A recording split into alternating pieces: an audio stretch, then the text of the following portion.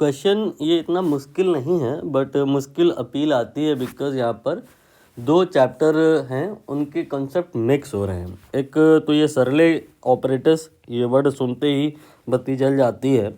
आपको परेशान नहीं होना है, मैं दोनों ही कॉन्सेप्ट पहले वन बाय वन एक्सप्लेन करूँगा, देन आफ्टर उनको कंबाइन करके यहाँ पर ये आफ्टर ऑल रिजल्ट है उसको यूज़ करके फाइनली आंसर निकालूंगा। आप अगर चीज़ों को समझते हो तो डायरेक्ट इसको एज अ ट्रिक भी इस्तेमाल कर सकते हो, बट अभी माइट भी आपको बेहतर तरीके से ना समझ में आए, तो पहले थोड़ा डिस्कशन कर लेते हैं, फिर हम लोग इस ट्रिक पर भी आकर के बात करेंगे। थोड़ा थोड़ा रफली क्वेश्चन रीड करते हैं तो ये समझ आया कि सरल एक्सपेरिमेंट है, पहली बात। और दूसरी बात, यहाँ पर फुली इमर्स किया गया है लिक्विड में, जो भी बॉडी रही होगी उसको। तो डायग्राम के थ्रू मैं बताऊं, चीज़ें मोटे मोटे तौर पे ऐसी हैं कि एक रिजिड सपोर्ट है। ये सरल एक्सपेरिमेंट की कहानी ऐसी ही होती है कि रिजिड सपोर्ट के थ्रू एक वायर अटैच करते हैं और फिर एक ब्लॉक यहाँ पर अटैच करते हैं। वायर की लेंथ रहती है L, बट जब आप इस M को अटैच करते हो तो इसमें जो नीचे mg लगता है उसकी वजह से इस वायर में टेंशन आ जाती है T, और इसी टेंशन की वजह से ये जो वायर है इसकी लेंथ बढ़ जाती है बाई सम अमाउंट, सपोज करिए x। तो x निकालने के लिए फॉर्मूला होता है। फॉर्मूला क्या होता है? F equal to kx। ये स्प्रिंग वाला जो फार्मूला है वही यहाँ पे भी लगता है, बट k को हमें और डिटेल में जानना होता है। ये होता है YA then divide by L then x। यहाँ पर अगर नहीं भी जानेंगे इस k का डिटेलिंग में तो चलेगा, बट कहानी आपको मोटे मोटे तौर पे समझ में आ रही होगी कि यंग मॉडुलस एंड ये area of the cross section and length पे भी डिपेंड करती है। ये पहला केस है जहाँ पे हमने मैकेनिकल प्रॉपर्टीज़ ऑफ सॉलिड में जो यंग मॉडुलस पढ़ते हैं के कॉन्सेप्ट को इंक्लूड किया है। और अब हम यहाँ पर उस वाले कॉन्सेप्ट को भी पिक्चर में लाएंगे जो फ्लूइड में आप पढ़ते हैं। फ्लूइड में क्या पढ़ा जाता है कि अगर हम कोई जो बॉडी है, राइट, उस बॉडी को हम एयर में ना ले, डुबो दें कहीं किसी लिक्विड में, तो उस बॉडी पर ऊपर की तरफ एक फोर्स लगता है, उस लिक्विड के द्वारा लगाया जाता है, जिसे आप फोर्स ऑफ बायोंसी के नाम से जानते हैं। तो यहाँ पर अब जो अगर ये बॉडी किसी लिक्विड में पूरी तरह से डूबी हुई है तो फिर इस पर दो प्रकार के फोर्स आएंगे। एक तो नीचे को लगेगा mg और एक ऊपर को बायोंसी लगेगा, जिसकी वजह से net force in downward direction reduce हो जाएगा।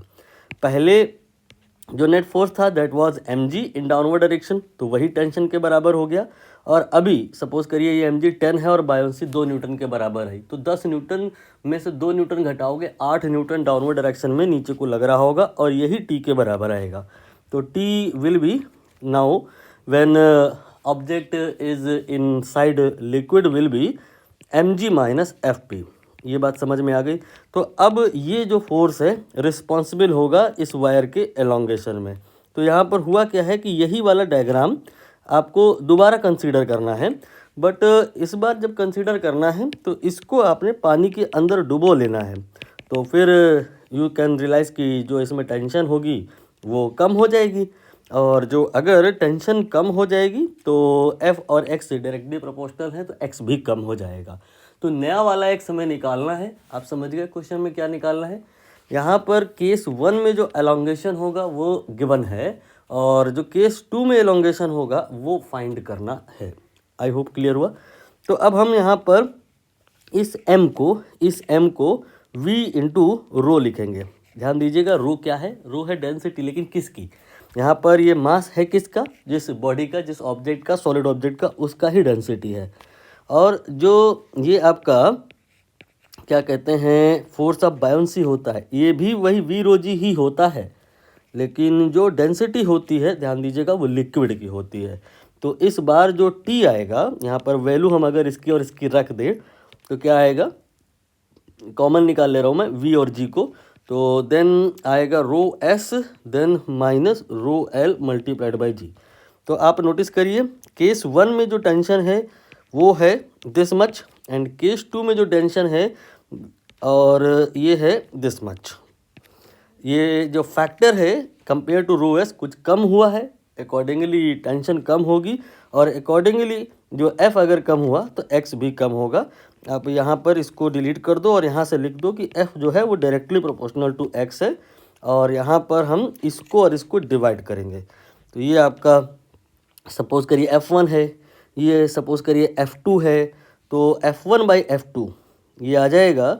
दोनों को जब डिवाइड करेंगे तो इसको आप एक काम करो, कॉपी कर लो, न्यूमरेटर में ले लिया मैंने इसको, फिर इसके बाद इसको कॉपी कर लो, ये f2 है, इसको मैंने डिवाइड में ले लिया, और अब जब दोनों को डिवाइड करेंगे तो ये f1/f2 आएगा, जो कि according to the Hooke's law x1/x2 के इक्वल होगा।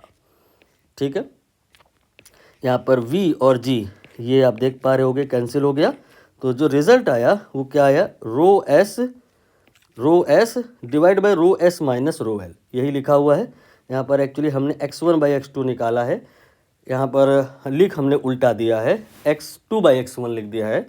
आप समझ रहे होगे कि final elongation x dash divided by initial elongation x, या यू कैन से यहाँ पर x2 माइनस x1 अगर निकाले फाइनल डिवाइड बाई इनिशियल तो आ जाएगा दिस डिवाइड बाई दैट, यही यहाँ पर लिखा है। ये फार्मूला रेडी हो गया है। अब आप इस फार्मूले को ट्रिक के तौर पे भी यूज़ कर सकते हैं और वैल्यू पुट कर सकते हैं। तो वैल्यू पुट कर लेते हैं। एक्स डैश केस 2 का जो एलोंगेशन हमें पता लगाना है, केस 1 का जो एलोंगेशन है वो क्वेश्चन में गिवन है 4 mm, यहाँ पे 4 रख दिया मैंने। इसके बाद डेंसिटी सॉलिड की ये इन्होंने बताया है 8 है। रिलेटिव डेंसिटी मटेरियल की बता रहे हैं, मतलब जो सॉलिड की डेंसिटी है, रिलेटिव डेंसिटी अगर किसी का 8 है तो उसकी जो डेंसिटी होगी 8 multiplied by density of water.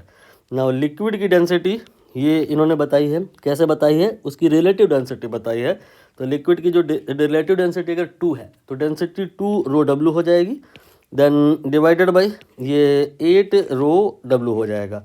आप यहाँ से रो डब्ल्यू को कॉमन निकाल लो, तो 8 माइनस 2 ये आ जाएगा आपका 6, और डिवाइड बाई 8 ये हो जाएगा आपका 2, और 6/2 ये आ जाएगा 3 mm। ए ऑप्शन यहाँ पे करेक्ट हो जाएगा।